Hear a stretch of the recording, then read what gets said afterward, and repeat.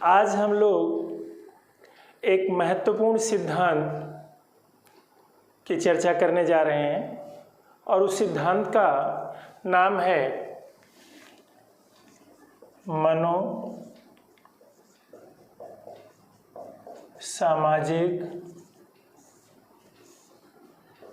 विकास सिद्धांत। Psycho social development theory. इस सिद्धांत का प्रतिपादन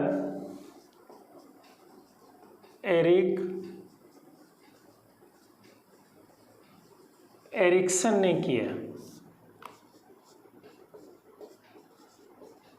एरिक्सन, हम ये मानते हैं कि एरिक्सन फ्रॉयड के ही फॉलोअर रहे हैं, लेकिन सिगमंड फ्रॉयड के कुछ विचारों से असहमत होते हुए इन्होंने उनसे थोड़ा एक अलग रास्ता अपनाया। लेकिन इन्होंने फ्रॉयड के जो स्कूल था जिसका नाम है साइको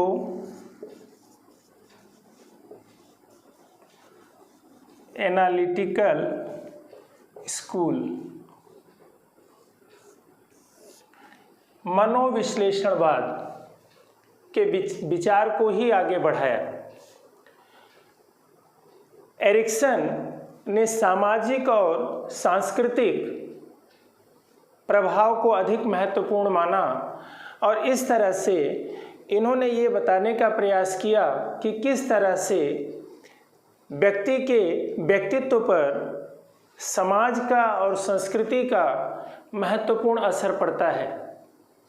लेकिन इसके पहले हम किन्हीं महत्वपूर्ण बातों पर चर्चा करें, इससे पहले मैं आपको बताना चाहता हूँ कि एरिक्सन के साथ साथ कुछ नाम और हैं, जैसे है केरन हॉर्नी, एरिक फ्रॉम और H.S. सुलिवन। इन तीनों को और एरिक्सन को नव फ्रॉडियन माना जाता है, यानी नव फ्रॉडियन, नियो फ्रॉडियन ओपिनियन के व्यक्ति माने जाते हैं। कई बार पेपर में ये भी आता है कि नव फ्रॉडियन किनको माना जाता है। तो सिगमंड फ्रॉयड के ये 4 शुरू में फॉलोअर्स थे, लेकिन बाद में इन्होंने सामाजिक और सांस्कृतिक प्रभाव को अधिक महत्वपूर्ण मान करके एक अलग विचारधारा का विकास किया। लेकिन साथ साथ इन्होंने साइको एनालिटिकल स्कूल को आगे बढ़ाया, मनोविश्लेषणवाद की विचारधारा को आगे बढ़ाया। लेकिन हम यहाँ पे चर्चा करने जा रहे हैं सिर्फ एरिक्सन की। एरिक्सन ने साइको सोशल डेवलपमेंट थियरी दिया, मनोसामाजिक विकास सिद्धांत दिया। इनके अनुसार, एरिक्सन के अनुसार, व्यक्तित्व के विकास के लिए, किसी भी व्यक्ति के व्यक्तित्व के विकास के लिए, for the development of personality, ego महत्वपूर्ण है। ईगो महत्वपूर्ण है। जबकि फ्रॉयड ने ईड को महत्वपूर्ण माना था, जिसकी चर्चा हम आगे करेंगे। उपाहम को अधिक महत्वपूर्ण माना, इन्होंने अहम को अधिक महत्वपूर्ण माना। और इनके अनुसार अहम एक स्वायत्त संरचना है, एक ऑटोनॉमस स्ट्रक्चर है जो व्यक्ति को वातावरण के साथ समायोजित होने में मदद करता है। इसीलिए ईगो पर अधिक जोर देने के कारण एरिक्सन को ईगो मनोवैज्ञानिक,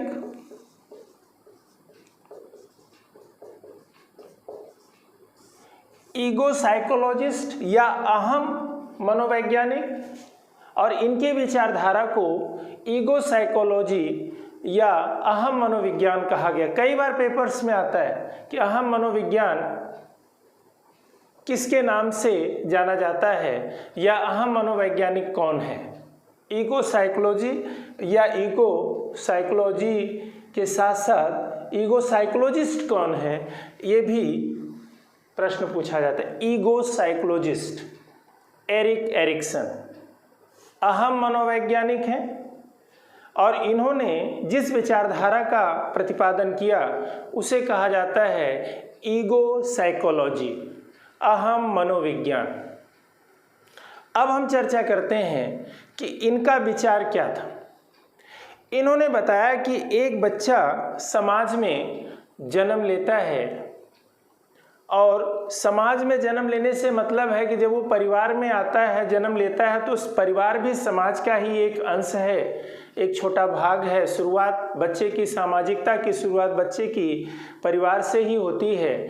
तो जब बच्चा समाज में आता है तो परिवार का, समाज का बच्चे के ऊपर असर पड़ता है और उस असर का जो असर पड़ता है बच्चे के ऊपर, the impact of the society has great role in the development of the children. बच्चे के मन पर उसका गहरा प्रभाव पड़ता है और यह प्रभाव दो तरह का होता है, पॉजिटिव और नेगेटिव। तो जैसा प्रभाव होता है उसी तरह बच्चे का विकास होता है।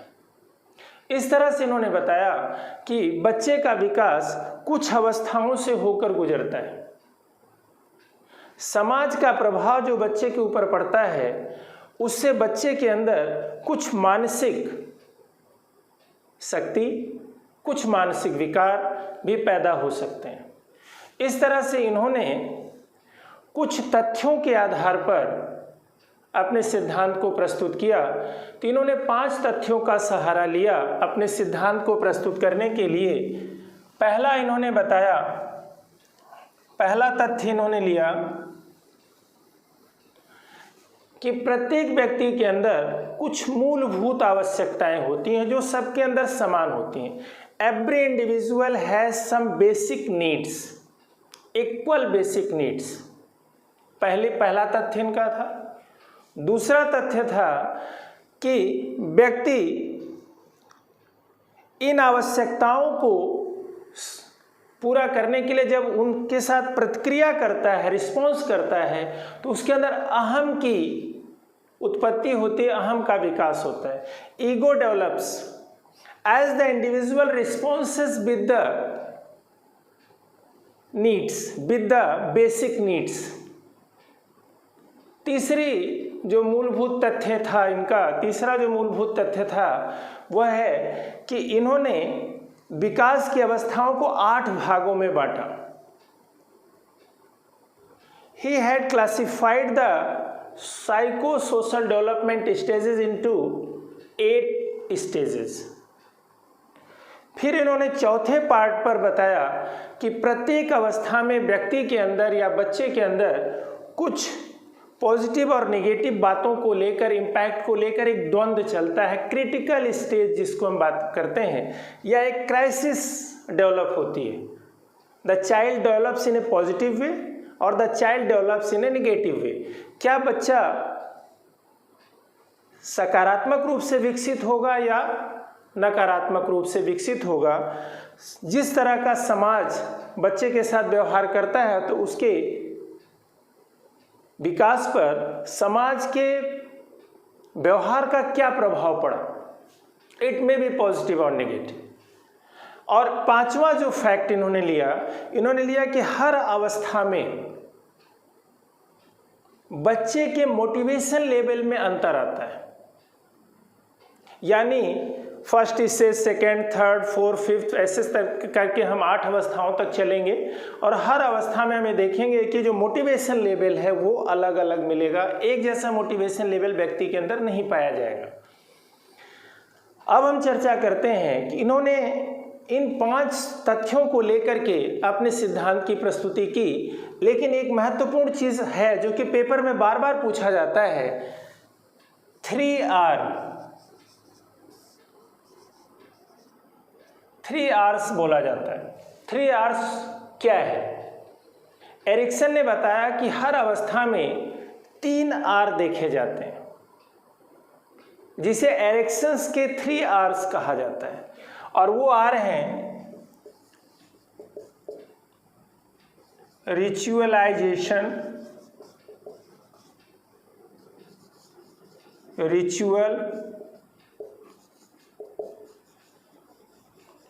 रिचुअलिज्म। ये 3 R हैं। R कर्म कांडता,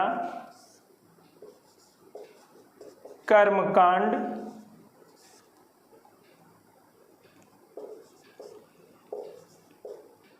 कर्मकांडवाद, कर्मकांडवाद। यानी ये पेपर में कई बार पूछा गया है कि what are 3 R in Erikson's theory.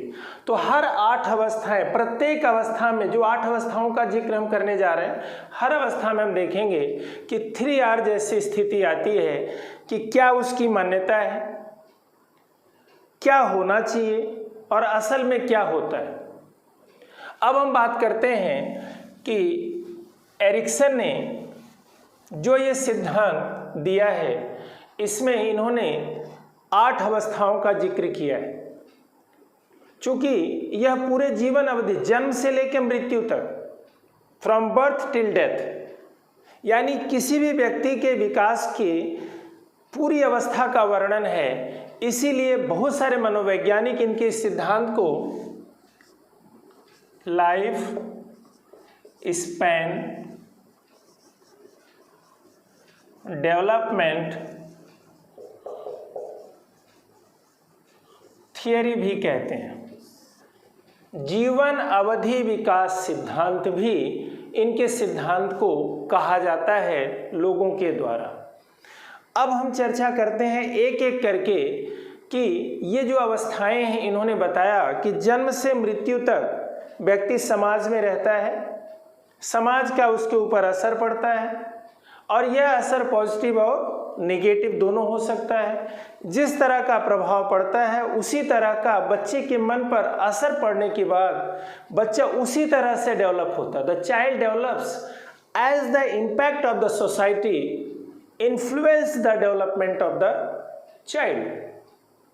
अब हम बात करते हैं एक एक अवस्था की, कि प्रत्येक अवस्था में कुछ विशेषताएं हमें देखने को मिलती हैं और वे अवस्थाएं जब धीरे धीरे आगे बढ़ती हैं बच्चे की, तो बच्चे के अंदर पॉजिटिविटी या निगेटिविटी देखने को मिलती। हम एक एक अवस्था का जिक्र करने जा रहे हैं। पहली अवस्था है विश्वास बनाम अविश्वास, ट्रस्ट वर्सेस मिसट्रस्ट। विश्वास बनाम अविश्वास। अब हम बात करते हैं, यह अवस्था है 0 से 1.5 वर्ष, यानी 18 महीने तक। जन्म के बाद 18 महीने तक की अवस्था है। इस अवस्था में हम देखते हैं कि पॉजिटिविटी निगेटिविटी कैसे डेवलप होती है। अगर बच्चे का लालन पालन, दुलार और प्यार से किया जाता है, माता पिता लव करते हैं, केयर करते हैं, ध्यान देते हैं, तो बच्चे के अंदर माता पिता के प्रति ट्रस्ट डेवलप होता है। अन्यथा माता पिता के प्रति उसे ट्रस्ट ना होकर मिसट्रस्ट डेवलप होता है। If the child is cared and loved by their parents, the child develops in his or her mind the sense of trust, otherwise mistrust। जैसे आपने देखा होगा कि एक बच्चा रो रहा है और अपने माँ के पास जाके एकदम खुश हो जाता है। उसको ट्रस्ट है कि मेरी माँ मेरा ध्यान देगी। अगर वो थोड़ा टहल रहा है तो कूद जाता है, उछल जाता है, और माँ उसको पकड़ लेती, उसको पता है कि मेरी माँ मुझे पकड़ लेगी, उसको अपने पूरी तरह माँ के ऊपर ट्रस्ट। लेकिन अगर फटकार मिल रही है, डांट मिल रही है, तो बच्चे के अंदर अपने माता पिता के प्रति मिसट्रस्ट डेवलप होता है। तो ये संकट है, एक क्राइसिस है बच्चे के अंदर कि वो ट्रस्ट करे या मिसट्रस्ट करे। लेकिन जब बच्चा इस मनोदशा को, इस क्रिटिकल कंडीशंस को पार कर लेता है, यानी पॉजिटिव नोट से आगे बढ़ता है, तो उसके अंदर एक स्ट्रेंथ डेवलप होती है और उस स्ट्रेंथ का नाम है होप, आशा। उसके अंदर आशा का गुण विकसित होता है, एक स्ट्रेंथ डेवलप होती है जिसको हम कहते हैं होप। ये पहली अवस्था है। अब दूसरी अवस्था शुरू होती है जिसका नाम है स्वायत्तता बनाम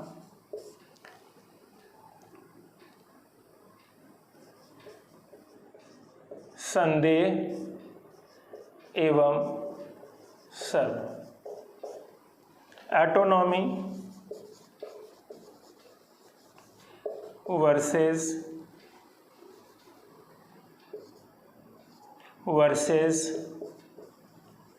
डाउट एंड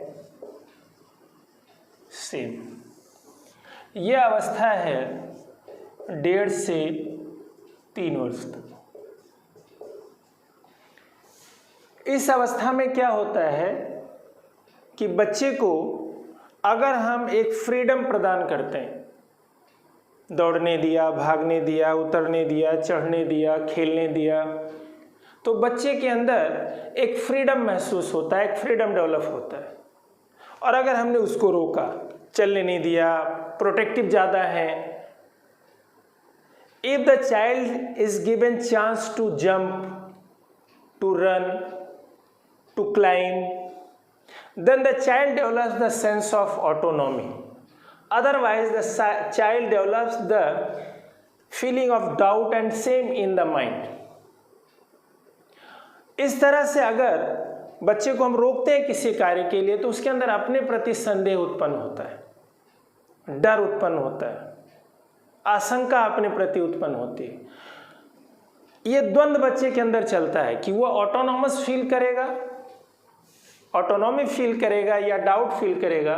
तो अगर वो अपने इस द्वंद्व को पार कर लेता पॉजिटिव नोट में, तो उसके अंदर इच्छा शक्ति का विकास होता है, विल पावर का विकास होता है। उसके अंदर एक स्ट्रेंथ डेवलप होती है कि I can go, I can walk, I can dance, I can climb on the bed, इस तरह से। अब तीसरी अवस्था है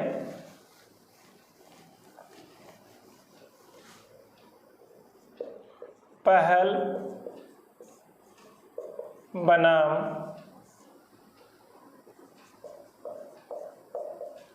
अपराध बोध।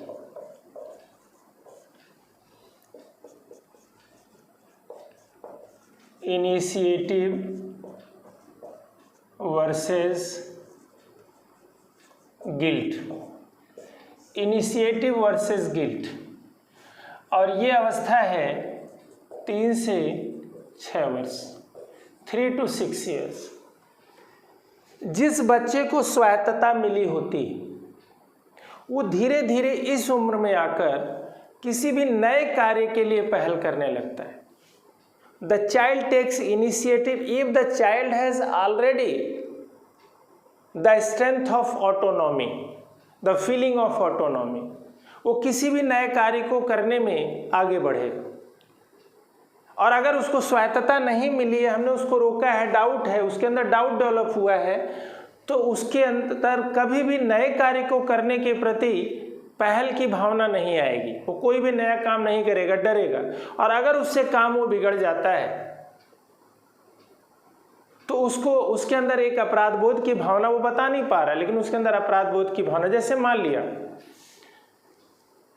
किचन में हम बच्चे को नहीं जाने देते, लेकिन बच्चे को पता है कि गैस कैसे बंद की जाती है, एक दिन गैस खुला रह जाता है और बच्चा पहल नहीं करता, आगे नहीं जाता और गैस को जाके किचन में नहीं बंद करता। 3 से 6 साल का बच्चा जाके गैस के स्विच को बंद कर सकता है, लेकिन नहीं बंद करता और दुर्भाग्य से घर में आग लग जाती है। तो लोग ये कहते हैं, बच्चे को कोई दोष नहीं देता है, बच्चे को कोई कहता नहीं कुछ भी, लेकिन बच्चा सोचता है कि अगर मैंने बंद कर दिया होता तो ये आग नहीं लगती, ये दुर्घटना नहीं होती, ये नुकसान नहीं होता घर को। तो अपने अंदर एक गिल्ट फील करता है। तो यह अवस्था मानी जाती है कि या तो बच्चा अपने घर के कार्यों में, आसपास के कार्यों में इनिशिएटिव लेगा, पहल करेगा, या तो उसके अंदर गिल्ट की भावना डेवलप होगी। लेकिन अगर वो इनिशिएटिव लेने लगा, अगर वो अपने इस द्वंद्व को पॉजिटिव नोट में ख़त्म करता है, यानी वो पॉजिटिव वे में डेवलप होता, तो उसके अंदर एक स्ट्रेंथ डेवलप होती है जिसको हम कहते हैं उद्देश्य, पर्पस। तो ये 3 अवस्थाओं का जिक्र हमने किया। अब चौथी अवस्था की हम बात करते हैं। चौथी अवस्था शुरू होती है और ये अवस्था शुरू होती है पहल बनाम अपराध बोध के समाप्ति के बाद। यानी इस अवस्था को हम कहते हैं परिश्रम बनाम निकृष्टता, इंडस्ट्री वर्सेस इन्फीरियोरिटी। और ये अवस्था है 6 से 12 वर्ष। देखिए, इस अवस्था में हमने बच्चों को काम करने का अवसर अगर दिया है तो बच्चा धीरे धीरे मेहनती होगा। लेकिन अगर हमने कहा कि नहीं, तुम्हारे बस का नहीं, तुम रहने दो, as a teacher, as a parents, हमने डेवलप किया बच्चे के अंदर परिश्रम की भावना, हमने डेवलप किया बच्चे के अंदर हीन भावना, निकृष्ट भावना। अगर हमने किसी बच्चे को रोका है, if we are giving chance to do something to children, then they will develop the industrious feeling in their mind, otherwise they will develop inferiority complex in their mind. अगर हमने बच्चे को कार्य करने का अवसर दिया है तो बच्चे अपने अंदर परिश्रम की भावना विकसित करेगा, अन्यथा बच्चा अपने अंदर एक हीन भावना डेवलप करेगा कि मेरे बस का नहीं है, मैं नहीं कर सकता। हीन भावना का मतलब होता है अपनी एबिलिटी से कम अपने आप को समझने लगता है। तो या तो बच्चा मेहनती होगा या तो बच्चा हीन भावना विकसित करेगा। और ये अवस्था जिसको हम कहते हैं परिश्रम बनाम निकृष्टता, ये 6 से 12 वर्ष की अवस्था है, यानी जब बच्चा विद्यालय जाने लगता है, जिसको हम स्कूल स्टेज भी कहते हैं, टोली अवस्था जिसको हम कहते हैं। तो उस अवस्था के विषय में हमने यहाँ पे जिक्र किया। लेकिन अगर बच्चे ने पॉजिटिव नोट में, यानी अगर बच्चा मेहनती बन जाता है, काम का अवसर मिलता है, मेहनती बन जाता है, तो उसके अंदर एक पॉजिटिव भावना डेवलप होती है, पॉजिटिव स्ट्रेंथ उसके अंदर डेवलप होती है, जिसको कहते हैं सामर्थ्य।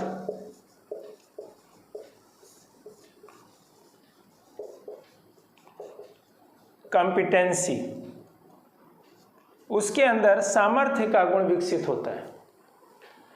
अब अगर हम बात करते हैं 5वीं अवस्था की, जो चौथी अवस्था के बाद डेवलप होती है, और वो अवस्था है पहचान बनाम योगदान भ्रम, आइडेंटिटी वर्सेस रोल कंफ्यूजन। और ये अवस्था है किशोरावस्था की। हमने अक्सर चर्चा किया है कि एक ऐसी उम्र होती है जिसमें या तो बच्चा बन जाएगा या तो बिगड़ जाएगा। अगर हमने किसी बच्चे को किसी काम में लगा दिया, if the child is assigned for doing any duty by their parents, by their guardian, they develop the identity in that role if they are not given chance to do something, they confused about their role and develop the sense of confusion. अगर हमने बच्चे को किसी काम में लगा दिया तो वह अपने काम में रम जाता है और उसमें पहचान बना लेता है कि मुझे नौकर बनना है, मुझे डॉक्टर बनना है, मुझे इंजीनियर बनना है, मुझे चपरासी का काम करना है। मतलब उसको एक पता चल गया कि मुझे क्या बनना है, उस रोल में आगे बढ़ने लगता है।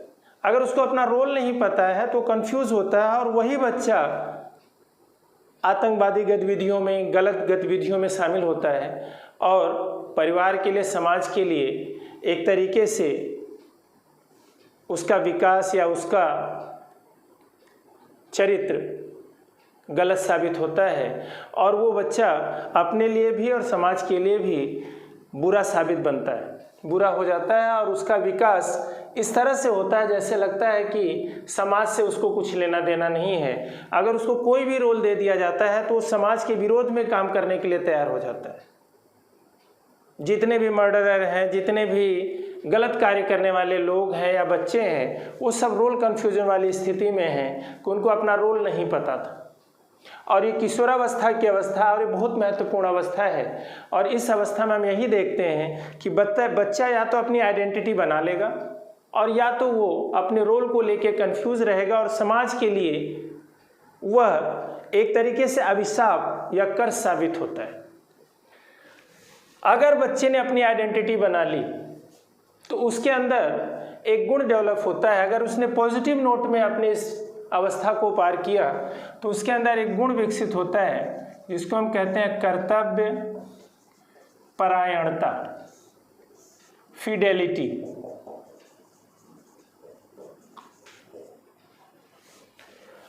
अब हम छठी अवस्था की बात करते हैं। यह अवस्था, इसको हम कहते हैं घनिष्ठता बनाम अलगाव, intimacy versus isolation.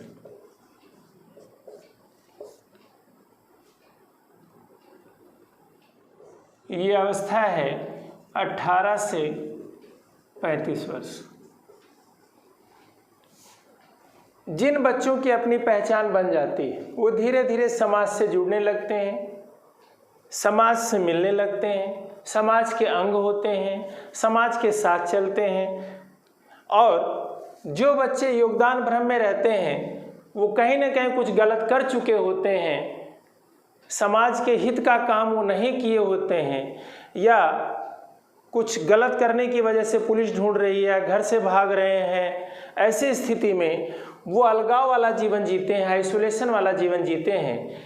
If the child has developed the sense of identity in earlier stage, the child develops the quality of intimacy with the society. Otherwise, the child who develops as a young person develop the sense of isolation in this stage. पहले तो बच्चा था लेकिन अब वो जब बड़ा हुआ तो वही बच्चा अगर वो अपने बचपन में आइडेंटिटी डेवलप कर चुका था तो उसके अंदर घनिष्ठता डेवलप होती है। 18 से 35 वर्ष की उम्र में समाज से जुड़ता है। अगर उसने योगदान भ्रम वाला जीवन जिया है पहले तो उसके अंदर एक अलगाव वाला जीवन जीता है, समाज से, परिवार से कटा हुआ रहता है, उसे समाज से, परिवार से कोई मतलब नहीं है।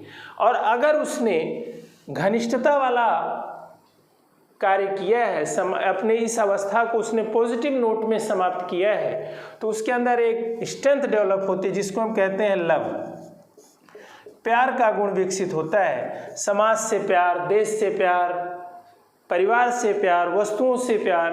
और अगर वो रोल कन्फ्यूजन वाला है पहले था तो उसके अंदर अलगाव की भावना होगी, तोड़ फोड़, अलग रहना, दूर रहना, किसी से कोई मतलब नहीं, किसी को मार देना, कोई चीज़ तोड़ देना। तो ये स्थिति हम देखते हैं 18 से 35 वर्ष की अवस्था में।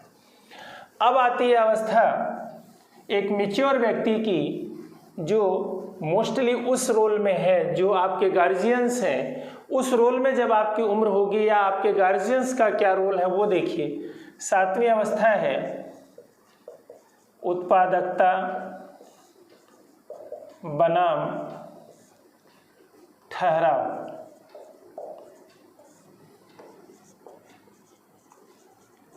Productivity versus stagnation.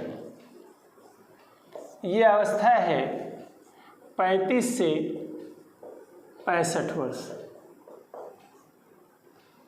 इस अवस्था में व्यक्ति क्या करता है, आपके गार्जियंस क्या करते हैं वो देखिए। आने वाली पीढ़ी के लिए हम मार्गदर्शन करते हैं, उनके लिए साधन जुटाते हैं। अगर व्यक्ति ऐसा करता है तो उसके अंदर प्रोडक्टिविटी डेवलप होती है कि we have produced something.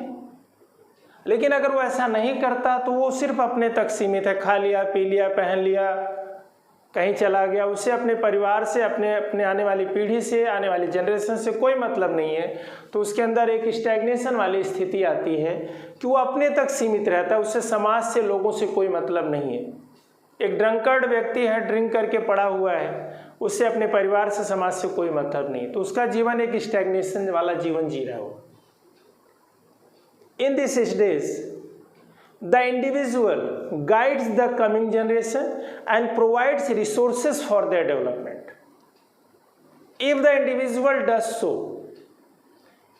the individual develops the sense of productivity, otherwise the sense of stagnation. अगर ऐसे देखिए, या तो पॉजिटिव होगा या तो नेगेटिव होगा। आपके माता पिता क्या करते हैं, आपके लिए साधन जुटाते हैं, आपके लिए सुविधाएं देते हैं, आपका ध्यान देते हैं, आपको गाइड करते हैं, ऐसे करो, ऐसे पढ़ो, यहाँ जाओ, वहाँ करो। तो वो जो स्थिति है, जब ऐसा वो करते हैं तो उनके मन में प्रोडक्टिविटी डेवलप होती है। जब ऐसा वो नहीं करते, ऐसा कुछ लोग नहीं करते, तो उनके अंदर ठहराव वाली स्थिति देखी जाती है।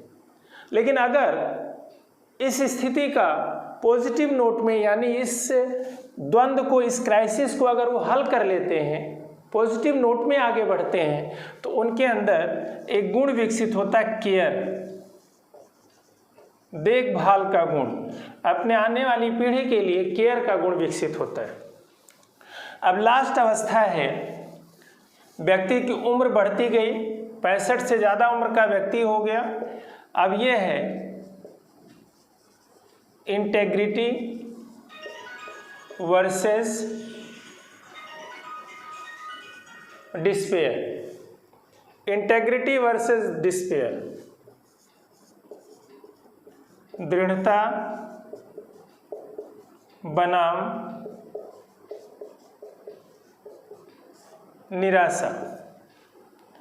यह उम्र है 65 से मृत्यु तक।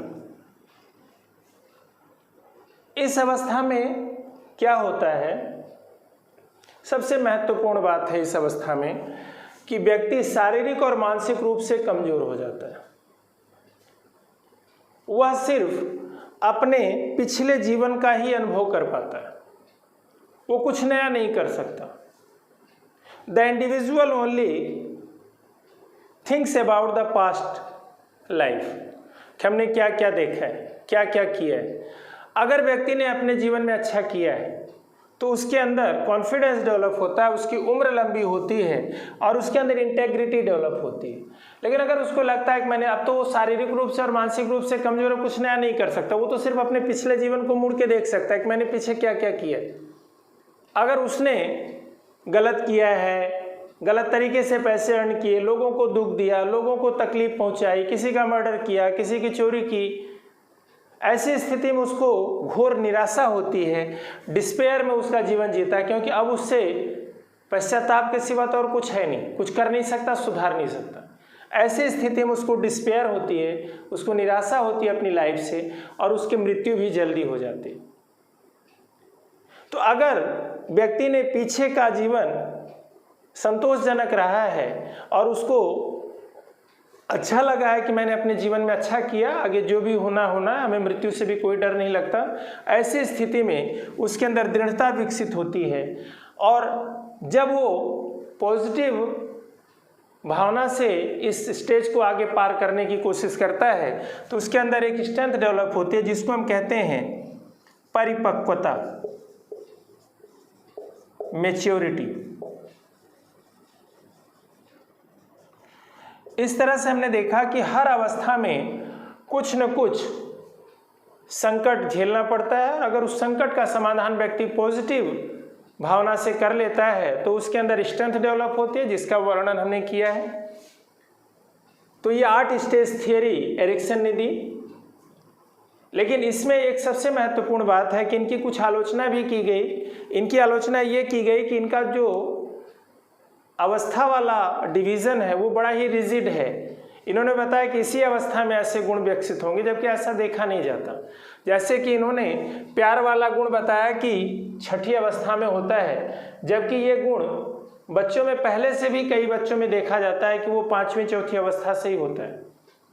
इस तरह से कुछ आलोचनाओं के बावजूद भी इनका सिद्धांत बहुत महत्वपूर्ण है। इसमें इन्होंने ईगो, 3R जैसे कंसेप्ट को डालने का प्रयास किया, जो बहुत महत्वपूर्ण है, एग्ज़ाम की दृष्टि से भी अच्छा है। जब आप पूरा वीडियो देखेंगे तो आपको पूरा कंसेप्ट क्लियर होगा। धन्यवाद।